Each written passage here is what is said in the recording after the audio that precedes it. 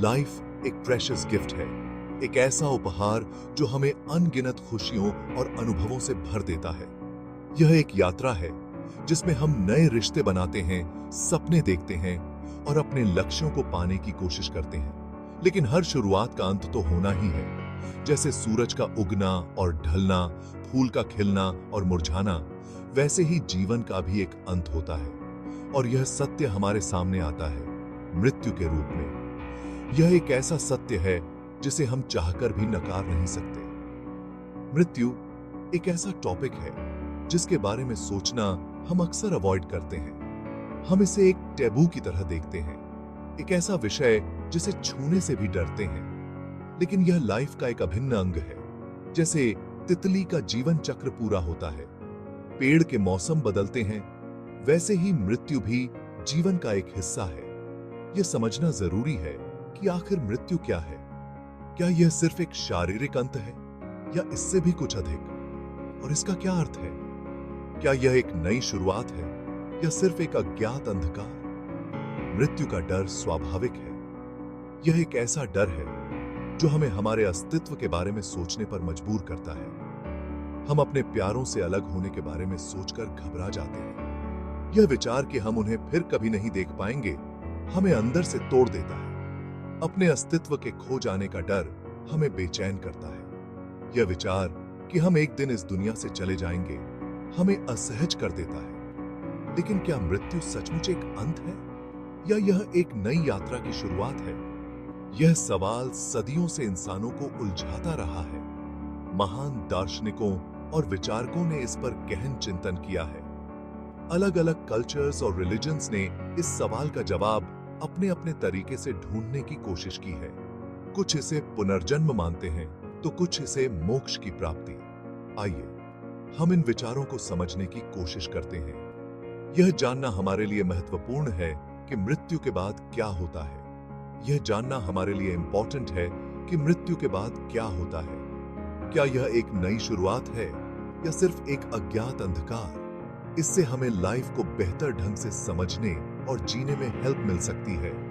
जब हम मृत्यु के बारे में सोचते हैं तो हमें जीवन की असली कीमत समझ में आती है। मृत्यु का ज्ञान हमें जीवन को और भी मीनिंगफुल बनाने में हेल्पफुल हो सकता है। यह हमें सिखाता है कि हर पल कीमती है और हमें इसे पूरी तरह से जीना चाहिए। मृत्यु के बाद क्या होता है, इसका जवाब ढूंढने के लिए इंसान ने रिलीजन की शरण ली है। यह एक ऐसा सवाल है जिसने सदियों से मानवता को इंट्रिग्ड किया है। विभिन्न धर्मों ने इस सवाल का जवाब देने की कोशिश की है और हर धर्म का अपना यूनिक पर्सपेक्टिव है। डिफरेंट रिलीजन्स मृत्यु के बाद की स्थिति को अलग अलग तरीके से एक्सप्लेन करते हैं।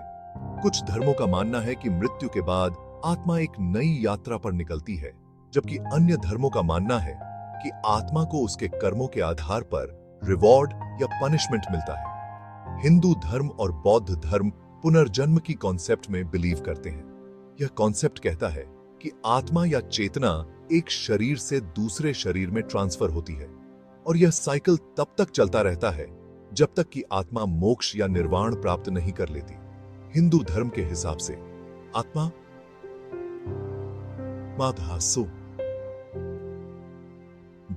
मर है और शरीर की डेथ के बाद एक नए शरीर में जन्म लेती है। यह cycle of birth and death को संसार कहा जाता है। आत्मा के कर्म और इच्छाएं इस साइकिल को प्रभावित करती हैं। यह साइकिल तब तक चलता रहता है जब तक कि आत्मा मोक्ष प्राप्त नहीं कर लेती। मोक्ष का मतलब है liberation from the cycle of birth and death और यह अल्टीमेट गोल है हर आत्मा के लिए। बौद्ध धर्म भी पुनर्जन्म में विश्वास करता है, लेकिन वह आत्मा के बजाय चेतना के कंटिन्यूअस फ्लो पर जोर देता है। बौद्ध धर्म के अनुसार यह चेतना एक शरीर से दूसरे शरीर में ट्रांसफर होती है और यह प्रक्रिया तब तक चलती रहती है जब तक कि व्यक्ति निर्वाण प्राप्त नहीं कर लेता। इस्लाम और ईसाई धर्म स्वर्ग और नर्क की कॉन्सेप्ट में विश्वास रखते हैं। इन रिलीजन्स के अनुसार मृत्यु के बाद इंसान को उसके कर्मों के आधार पर स्वर्ग या नर्क भेजा जाता है। यह एक न्यायिक प्रक्रिया है जहां इंसान के अच्छे और बुरे कर्मों का हिसाब किया जाता है। इन रिलीजन्स के अनुसार मृत्यु के बाद इंसान को उसके कर्मों के आधार पर स्वर्ग या नर्क भेजा जाता है। स्वर्ग को इटर्नल हैप्पीनेस की जगह माना जाता है, जहां आत्मा को शांति और सुख मिलता है, जबकि नर्क को इटर्नल सफरिंग की जगह माना जाता है, जहां आत्मा को दुख और पीड़ा सहनी पड़ती है। स्वर्ग को इटर्नल हैप्पीनेस की जगह माना जाता है, जबकि नर्क को इटर्नल सफरिंग की जगह।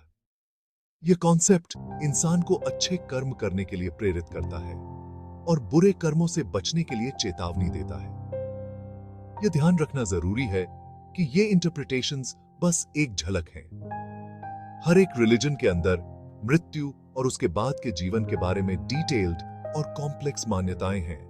इन मान्यताओं को समझने के लिए गहराई से अध्ययन और कॉन्टेम्पलेशन की आवश्यकता होती है। हर एक रिलीजन के अंदर मृत्यु और उसके बाद के जीवन के बारे में डिटेल्ड और कॉम्प्लेक्स मान्यताएं हैं। इन मान्यताओं को समझने के लिए गहराई से अध्ययन और कॉन्टेम्पलेशन की आवश्यकता होती है। धार्मिक ग्रंथों और धर्मगुरुओं के उपदेशों के माध्यम से हम इन मान्यताओं को बेहतर तरीके से समझ सकते हैं और अपने जीवन में उनका महत्व जान सकते हैं। धार्मिक मान्यताओं से अलग साइंस मृत्यु को एक बायोलॉजिकल प्रोसेस के रूप में देखता है। यह एक ऐसा प्रोसेस है जिसमें शरीर के सभी वाइटल फंक्शंस धीरे धीरे बंद हो जाते हैं।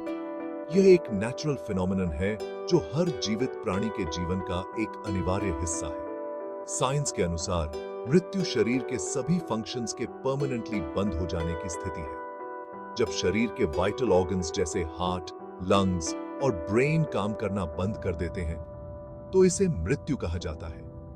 यह एक इरिवर्सिबल प्रोसेस है, जिसका मतलब है कि एक बार जब यह हो जाता है तो इसे वापस नहीं लाया जा सकता। इसका मतलब है कि हृदय धड़कना बंद कर देता है, फेफड़े सांस लेना बंद कर देते हैं और ब्रेन काम करना बंद कर देता है। ये सभी फंक्शंस एक सिंक्रोनाइज्ड मैनर में बंद होते हैं, जिससे शरीर की सभी एक्टिविटीज रुक जाती हैं। ब्रेन की डेथ को चेतना का अंत माना जाता है। ब्रेन ही वह ऑर्गन है जो हमारी चेतना, सोचने की क्षमता और सभी कॉग्निटिव फंक्शंस को नियंत्रित करता है। जब ब्रेन की एक्टिविटी बंद हो जाती है तो चेतना भी समाप्त हो जाती है। वर्तमान में साइंस के पास ऐसा कोई एविडेंस नहीं है जो यह साबित कर सके कि मृत्यु के बाद चेतना बनी रहती है। हालांकि यह एक बहुत ही कॉम्प्लेक्स और डिबेटेड टॉपिक है और रिसर्चर्स इस पर लगातार स्टडी कर रहे हैं। हालांकि कुछ साइंटिस्ट का मानना है कि चेतना एनर्जी का एक फॉर्म है जो शरीर की डेथ के बाद नष्ट नहीं होती है। यह थ्योरी इस विचार पर आधारित है कि एनर्जी कभी नष्ट नहीं होती, बल्कि एक फॉर्म से दूसरी फॉर्म में बदल जाती है। यह एनर्जी यूनिवर्स में बनी रहती है और संभवतः किसी अदर फॉर्म में प्रकट हो सकती है। यह विचार बहुत इंट्रीगिंग है और इसे समझने के लिए और अधिक रिसर्च की आवश्यकता है। लेकिन यह विचार अभी भी अटकलों के दायरे में है और इसकी पुष्टि करने के लिए और अधिक रिसर्च की जरूरत है। यह एक ऐसा क्षेत्र है जो फ्यूचर में और अधिक एक्सप्लोरेशन और डिस्कवरीज के लिए खुला है। वैज्ञानिकों को उम्मीद है कि आने वाले समय में वे इस रहस्य को और अधिक गहराई से समझ पाएंगे। आत्मा, यह कॉन्सेप्ट सदियों से फिलोसोफर्स और धार्मिक लीडर्स को आकर्षित करती रही है।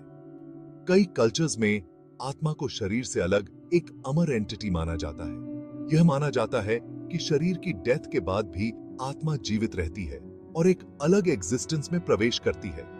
यह एग्जिस्टेंस कैसा दिखता है, इस बारे में कई मान्यताएं हैं। कुछ कल्चर्स मानती हैं कि आत्मा स्वर्ग या नर्क में जाती है, जहां उसे उसके कर्मों के आधार पर रिवॉर्ड या पनिशमेंट मिलता है।